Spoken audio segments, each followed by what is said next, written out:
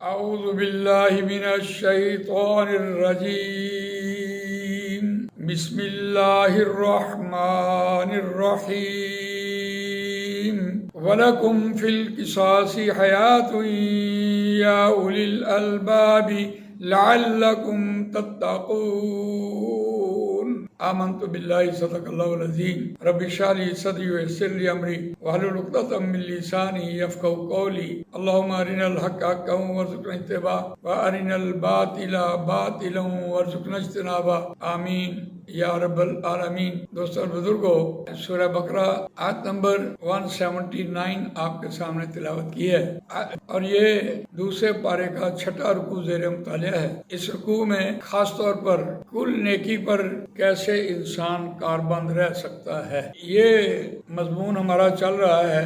اس مضمون میں ہم نے دیکھا کہ بدلہ لینا فرض ہے، اور اگر یہ اس حکم پر عمل کر لیا جائے تو پھر ریاست کیا ہوئی؟ ہر شخص اپنے مقتول کا بدلہ لینے چل پڑے تو پھر ریاست کس چیز کا نام ہے؟ حکومت کس چیز کا نام ہے؟ حکمران کس چیز کا نام ہے؟ نظام کس چیز کا نام؟ اس رکوع میں خاص طور پر اس نیکی، کل نیکی پر کاربند رہنے کے لیے آپ کو نظام بدلنا ہوگا۔ جب تک آپ نظام نہیں بدلتے اس وقت تک آپ کل نیکی پر کاربند نہیں رہ سکتے۔ گویا نظام کی تبدیلی کے بغیر آدمی مکمل نیک نہیں ہو سکتا۔ ظاہر بات ہے اگر مارکیٹ میں 2 نمبر چیز مل رہی ہے تو 1 نمبر آپ کہاں سے لائیں گے؟ باقی 1 نمبر آپ کو دکھانا پڑے گی بنا کر کہ یہ 1 نمبر چیز ہے۔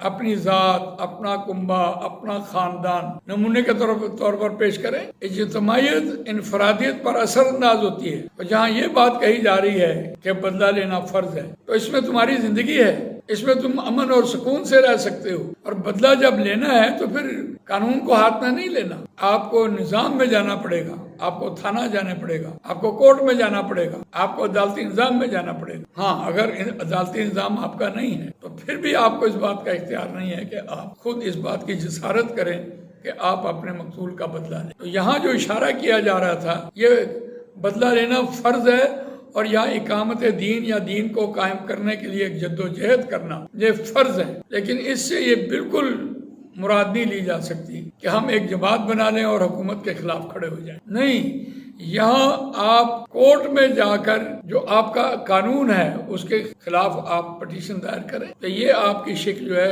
یہ قرآن کے خلاف، اس کو درست کریں۔ جیسے آپ مرزائیوں کے معاملے میں تو گئے ہیں، چیف جسٹس کے خلاف گئے ہیں، پوری امت کو اکٹھا کیا ہے، کبھی آپ نے اس کے لیے بھی گئے ہوں کہ چور کے ہاتھ کاٹو۔ یہاں تو میں سمجھتا ہوں ہر عالم کی ماشاءاللہ مدد سرائی ہو رہی ہے۔ تو نظام کو بدلنے کے لیے بھی اور کل نیکی پر کاربند رہنے کے لیے بھی آپ کو ریاست میں ریاست کا نظام نہیں چلے گا، خود سے آپ کوئی بدلہ نہیں لے سکتے، آپ کو اس نظام کو بدلنا، اور نظام کو بدلنے کا طریقہ آپ کی کورٹ ہے۔ کورٹ میں قرآن مجید پیش کریں۔ تو اس اعتبار سے دیکھیے آج کی آیت جو ہم نے تلاوت کی ہے اس کا ترجمہ وَلَكُمْ فِي الْقِصَاصِ حَيَاةٌ يَا أُولِي الْأَلْبَابِ لَعَلَّكُمْ تَتَّقُونَ۔ آیت تو بڑی مختصر ہے اور اس کی جامعیت دیکھیے۔ ایک تو مرکب جاری سے آغاز کیا، حَيَاةٌ يَا أُولِي الْأَلْبَابِ، حیاتن جو ہے وہ مبتدا مؤخر نکرہ لے کے آیا، اور وَلَكُمْ جو ہے مرکب جاری محل حال نصب لے کے آیا، خبر یہاں محذوف کر دی۔ ایک بات، دوسری بات یہ ہے لعلکم تتقون۔ میں عرض کر چکا کہ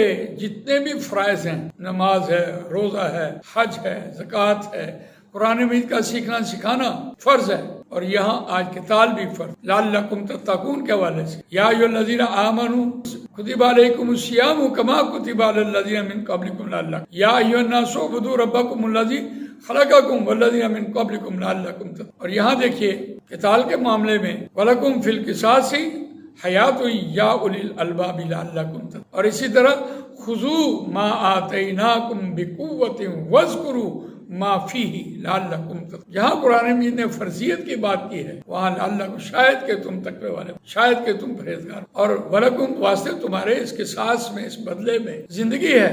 اور کس اعتبار سے زندگی ہے؟ اگر دشمنیاں شروع ہو جائیں، خود سے بدلہ لینے کا ایک رواج بن جائے تو آدمی کا تو جینا 2 بار ہو جائے گا، وہ تو گھر سے باہر ہی نہیں نکلتا۔ آپ نے دیکھا کہ جن لوگوں کی دشمنی چل رہی ہوتی ہے ان کی اولادیں آگے قتل ہوتی رہتی ہیں۔ تو یہ زندگی کے اعتبار جینا رہے، جینا مل جائے گا، آپ کو سکون مل جائے گا، آپ کو امن مل جائے گا۔ اور ساتھ ہی کہا یا اولی الالباب، اے ہوش مندو، اے عقل والو۔ دیکھیے ایک ہے عقل کی بات عقل ہے ایک چیز، ایک جسم کے ایک حصے کا نام، وہ دماغ ہے، اس میں عقل ہوتی ہے، شعور جس کے آپ کہہ رہے ہو. اور ایک ہے معاشرے میں ہوش مند لوگ جو پڑھے لکھے سمجھدار لوگ، ان کو ایڈریس کر کے یہ بات کی جا رہی ہے کہ تم معاشرے میں غور کرو، شاید کہ تمہارے لیے یہ پرہیزگاری کی بات بن جائے. تو اللہ تعالیٰ مجھے آپ کو قرآن مجید پڑھنے، سمجھنے، اس پر عمل کرنے، اس کو دوسروں تک پہنچانے کی توفیق. سبحانک اللہم و بحمدک، نشہد ان لا الہ الا انت، نستغفرک و نتوب الیک.